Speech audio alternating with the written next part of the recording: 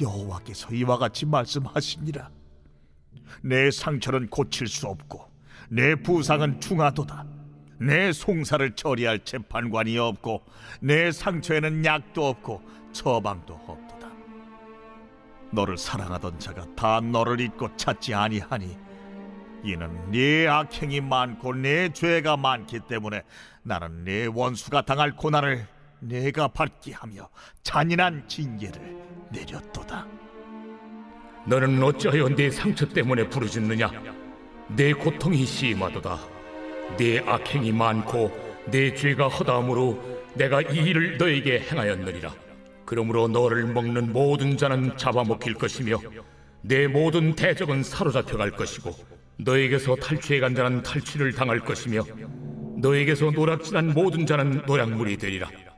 그들이 쫓겨난 자라 하매 시온을 찾는 자가 없은즉 내가 너의 상처로부터 새살이 돋아나게 하여 너를 고쳐주리라. 여호와께서 말씀하시니라. 보라, 내가 야곱 장막의 포로들을 돌아오게 할 것이고 그 거처들의 사랑을 베풀 것이라. 성읍은 그 폐허가 된 언덕 위에 건축될 것이요 그 보루는 규정에 따라 사람이 살게 되리라. 그들에게서 감사하는 소리가 나오고 즐거워하는 자들의 소리가 나오리라. 내가 그들을 번성하게 하리니 그들의 수가 줄어들지 아니하겠고 내가 그들을 존귀하게 하리니 그들은 비천하여지지 아니하리라. 그의 자손은 예전과 같겠고 그 회중은 내 앞에 굳게 설 것이며 그를 압박하는 모든 사람은 내가 다 벌하리라. 그 영도자는 그들 중에서 나올 것이요 그 통치자도 그들 중에서 나오리라. 내가 그를 가까이 오게 하리니 그가 내게 가까이 오리라. 참으로 담대한 마음으로 내게 가까이 올 자가 누구냐? 너희는 내 백성이 되겠고 나는 너희들의 하나님이 되리라. 보라, 여호와의 노여움이 일어나 폭풍과 회오리 바람처럼 악인의 머리 위에서 회오리 칠 것이라. 여호와의 진노는 그의 마음에 뜻한 말을 행하여 이루기까지는 돌이키지 아니하나니 너희가 끝날에 그것을 깨달으리라.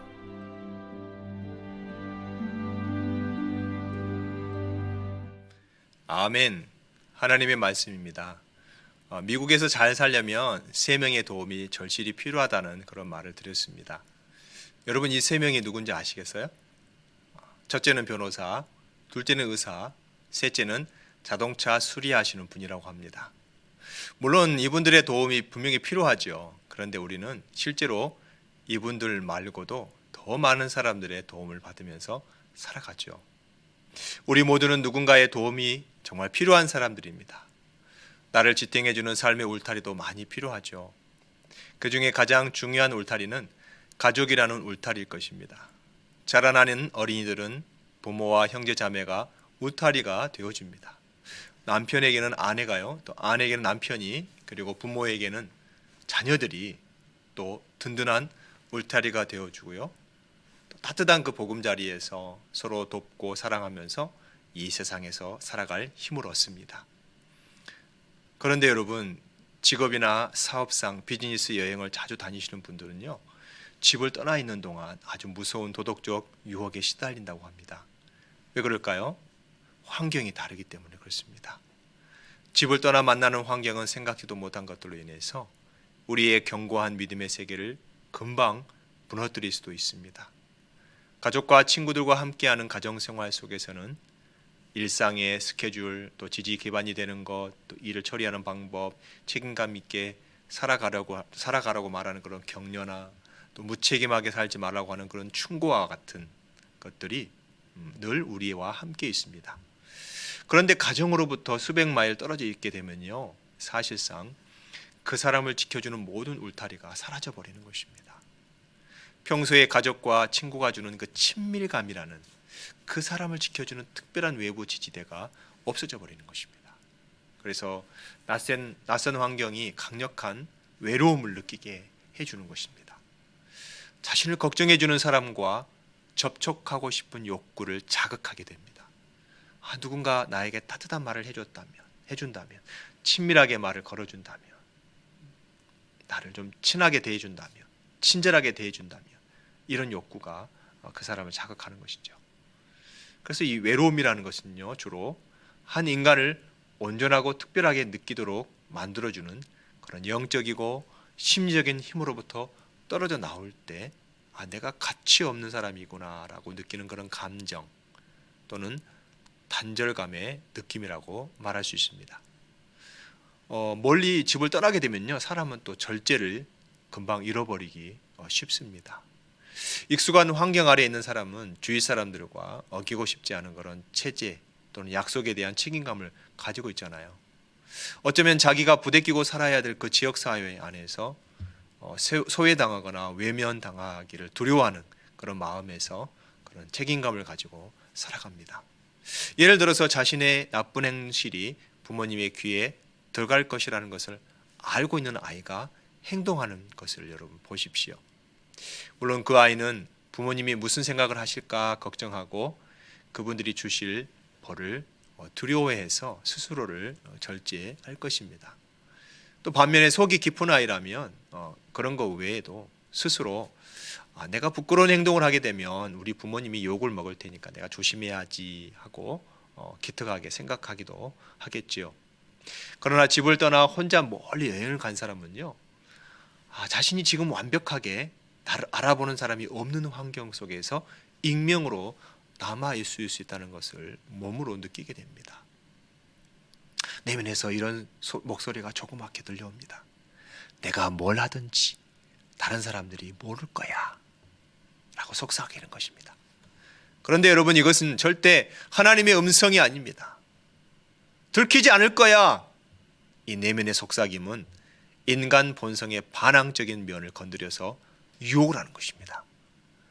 내가 조금 불미스러운 일을 해도, 부도덕한 일을 저지른다고 해도 걱정할 만한 결과는 없을 것이라고 착각하게 만드는 것이죠.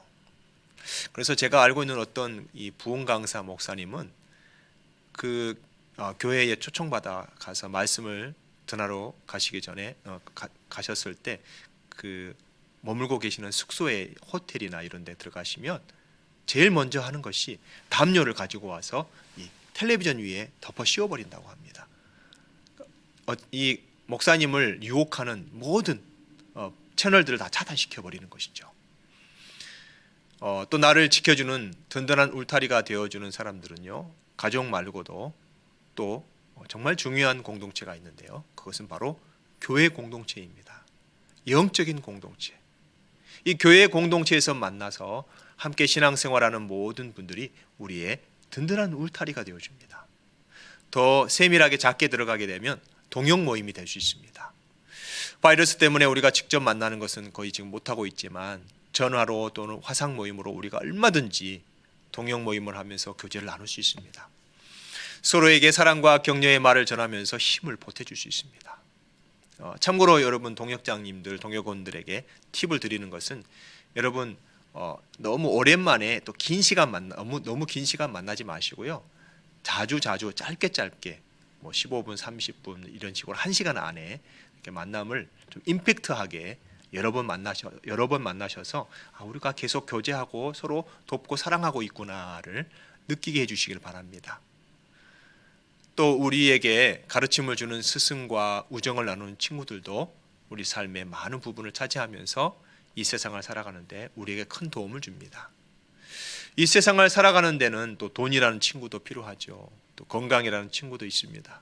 그런데 이 친구들의 특징은 내가 죽게 될 때, 사람이 죽을 때 함께 따라가 줄 수 없다는 것입니다.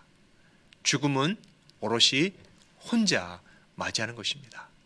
이 세상의 병은, 여러 가지 병은 각각의 치사율을 갖고 있습니다. 어떤 것은 굉장히 높은 치사율을 갖고 있고 어떤 것은 치사율이 낮기도 합니다. 그러나 손정훈 담임 목사님이 늘 말씀하시는 것처럼 100% 치사율을 갖고 있는 질병은 바로 죄입니다. 성경은 죄의 삭은 사망이라고 말씀하십니다. 그 무섭다는 코로나 바이러스도 치사율이 그렇게 높지가 않습니다. 코로나 바이러스에 걸렸다가 이겨내신 분들도 주위에 많습니다. 그런데 이 불치병인 이 죄악이라는 것은 사람의 힘으로는 도저히 치유할 수가 없습니다. 오직 하나님만이 해결하고 치유하실 수가 있습니다.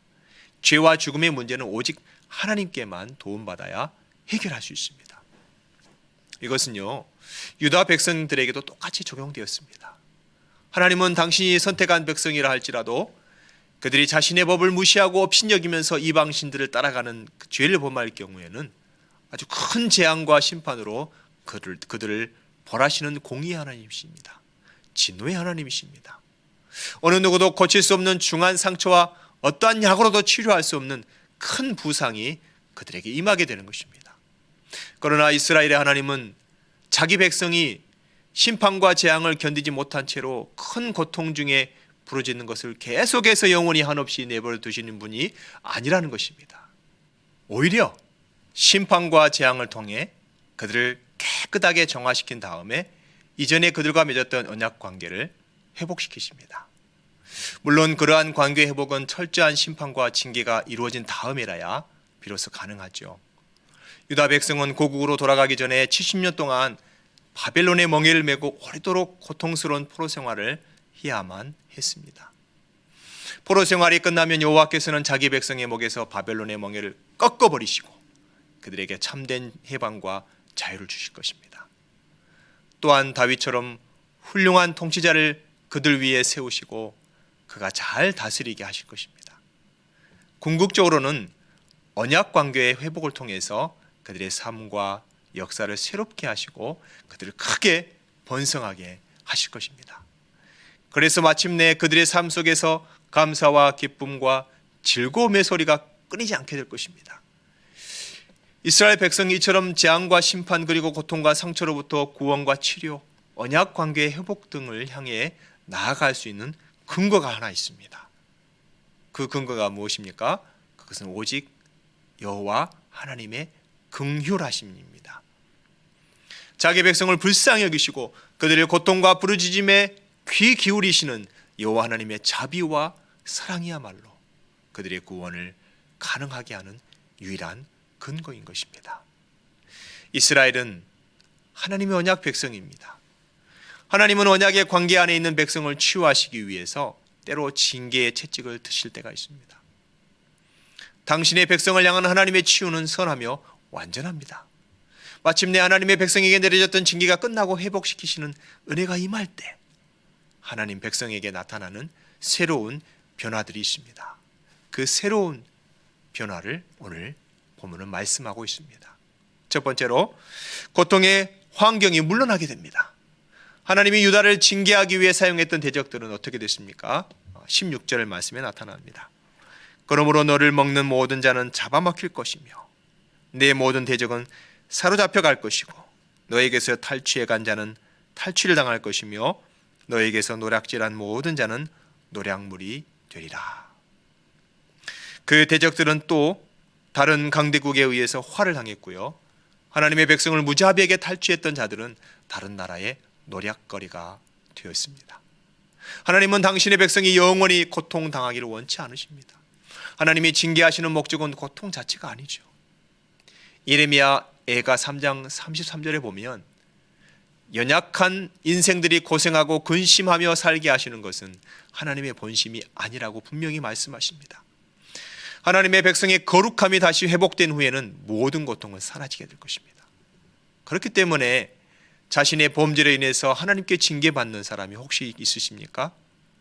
단지 그 빠져있는 그 상황 속에서 벗어나려고만 거기에만 초점 맞추고 애쓰시기 전에 그 안에서 하나님의 뜻을 분별하시고 속히 죄에서 먼저 돌이키도록 하나님의 은혜를 구하시기를 소원합니다. 두 번째로 하나님께서 회복시키시는 은혜가 임하면요 땅에 임한 저주가 끝나게 됩니다. 18절 19절에 이렇게 되어 있습니다. 여호와께서 말씀하시니라 보라 내가 야곱 장막의 포로들을 돌아오게 할 것이고 그 거처들의 사랑을 베풀 것이라 성읍은 그 폐허가 된 언덕 위에 건축될 것이요 그 보루는 규정에 따라 사람이 살게 되리라. 그들에게서 감사하는 소리가 나오고 즐거워하는 자들의 소리가 나오리라. 내가 그들을 번성하게 하리니 그들의 수가 줄어들지 아니하겠고 내가 그들을 존귀하게 하리니 그들은 비천하여지지 아니하리라. 아멘. 유다 백성이 다시 예루살렘으로 돌아와 돌아오니 그 땅에 임했던 저주가 끝났습니다. 황폐해진 땅도 기름진 땅이 되어서 풍성한 소산을 내는 축복의 땅이 되었습니다. 그들의 삶의 풍요가 다시 찾아온 것입니다. 통치자들을 중심으로 황폐한 예루살렘이 다시 세워지면 유다 백성에게 비로소 기쁨과 감사가 흘러넘치게 될 것입니다. 성도들이 처해 있는 모든 상황을 주관하시는 분은 오직 하나님이십니다. 하나님은 당신의 백성이 처한 상황을 언제든지 변화시킬 수 있습니다. 성도들은 이 사실을 기억하고 목자이신 하나님 안에 항상 머물러 있어야 합니다. 하나님이 아무런 부족함이 없는 푸른 초장과 쉴만한 물가로 우리를 인도해 주실 것입니다. 세 번째로 하나님께서 회복시키시는 은혜가 임하게 되면요, 새로운 통치자를 주신다고 말씀하십니다. 21절 22절입니다. 그 영도자는 그들 중에서 나올 것이요 그 통치자도 그들 중에서 나오리라. 내가 그를 가까이 오게 하리니 그가 내게 가까이 오리라. 참으로 담대한 마음으로 내게 가까이 올 자가 누구냐? 여호와의 말씀이니라. 너희는 내 백성이 되겠고 나는 너희들의 하나님이 되리라. 아멘. 유다 백성은 높은 산과 푸른 나무 아래에서 우상을 숭배했습니다. 지도자들은 백성의 이러한 죄악을 조장하거나 또 혹은 내버려 둠으로써 하나님이 그들에게 주신 사명을 잊어버리고 만 것입니다. 그 결과 유다는 징계의 대상이 됐습니다. 하나님은 유다를 새롭게 변화시키기 위해서 하나님의 마음에 합한 통치자를 주겠다고 약속하십니다. 그 통치자를 중심으로 계속해서 하나님을 왕으로 섬기는 거룩한 공동체로 살아가게 될 것입니다. 하나님이 약속하신 새로운 통치의 세계는 궁극적으로 예수 그리스도를 주인으로 모시고 그분의 뜻에 순종하며 살아가는 교회 공동체를 말합니다. 하나님이 징계의 기간이 끝난 백성에게 이러한 거룩한 공동체를 약속하셨고요, 마침내 예수 그리스도를 통해서 이 땅에 교회를 세워주셨습니다. 하나님은 오늘날 우리 교회가 이 땅에서 그리스도의 다스림을 기뻐하는 그런 거룩한 공동체로 나타나기를 기대하십니다. 이 땅의 교회는 그리스도의 권위와 다스리심에 기쁘게 자원해서 응답할 때만 비로소 거룩함의 능력을 발휘할 수 있습니다. 이 땅의 교회가 다시금 세상의 소망으로 영향력을 발휘하기 원한다면 무엇보다 교회 안에서 성도들 개개인이 먼저 주님의 통치에 철저히 순종하는 모습을 보여줘야 하는 것입니다. 니고데모의 안경이라는 책에서 그 책을 쓰신 신국원 교수님은 당신의 간증을 하고 계십니다. 부끄러운 고백이지만 교수님에게도 살 소망이 없었던 시기가 있었다고 합니다. 철이 들면서 유년기의 신앙이 흔들린 것입니다. 세상에 기쁜 일도 하나 없고요, 도무지 잘 되는 일도 없어 보였던 것입니다. 청년기의 성적인 유혹과 부진한 학업 성적도 그에게 절망을 안겨주었습니다. 가난과 장래에 대한 그런 불안, 험악하게만 보이는 그 세상, 불안한 사회 현실, 어디를 봐도 도무지 희망이 없어 보였습니다. 살수록 내가 죄만 다하고 있구나라는 생각이 들었습니다. 스스로 내면을 살펴볼수록 선하게 살 자신이 없었기 때문에 그는 하나님 앞에 나가 하나님만 생각하면 늘 두렵고 머리가 아팠다고 합니다. 차라리 하나님 안 계시다는 확신이 들면은 얼마나 좋을까 생각하기도 했다는 것이죠. 만약에 그렇다면 내가 하고 싶은 대로 다 하다가 그냥 죽어버리면 되는 것이 아닌가라는 그런 허망한 생각을 했다는 것이죠. 그렇게 살 소망이 없었던 교수님은 깊은 절망 끝에 하나님이 그를 사랑하신다는 사실을 깨닫고 새 사람이 되었습니다.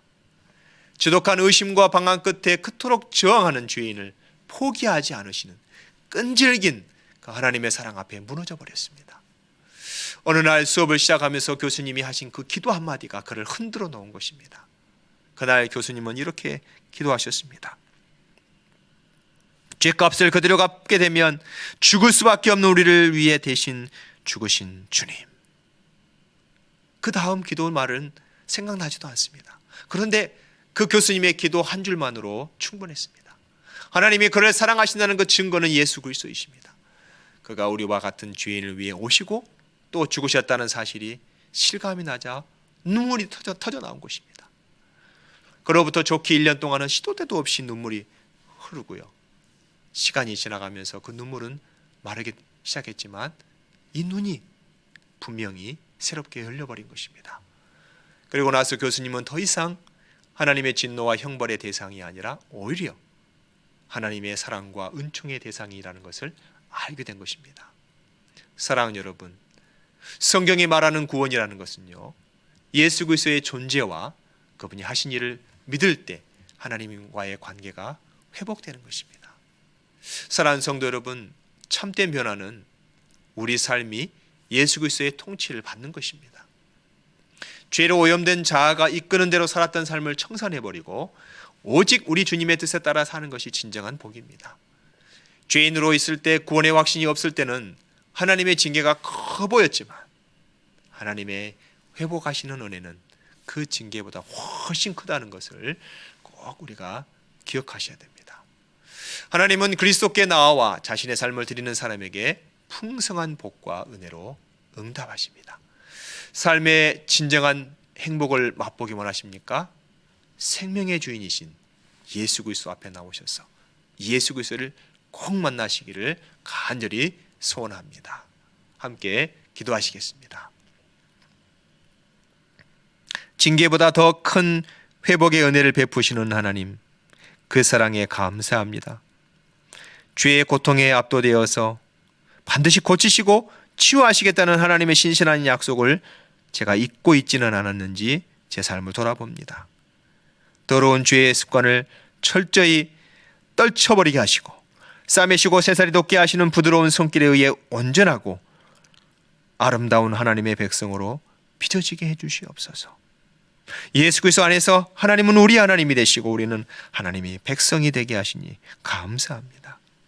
이제는 내가 육신 가운데 사는 것은 내가 사는 것이 아니요 오직 내 안에 그리스도께서 사시는 것입니다. 이 땅에 살아가는 동안 하나님과 온전히 연합되어 하나님의 임재와 동행의 특권을 누리고 살면서 그 은혜의 복음을 일평생 전하며 살 수 있도록 인도해 주시옵소서. 우리를 구원의 길로 인도하시는 우리 구주 예수 그리스도의 이름으로 기도드립니다. 아멘. 이제는 우리 구주 예수 그리스도의 은혜와 하나님의 사랑과 하나님의 임재와 능력이 징계보다 더 큰 회복의 은혜와 그 사랑의 복음을 일평생 전하며 살기로 다짐하는 연합의 모든 성도님들 머리 위에, 그들의 가정과 기업 위에, 바이러스와 싸우고 있는 의료진들과 연구진들 위에, 미국 땅과 조국 대한민국 위에, 선교지와 열악한 곳에서 최선을 다하여 복음을 증거하고 계신 우리 선교사님들 위에 지금부터 영원토록 함께 하시기를 간절히 축원하옵나이다. 아멘.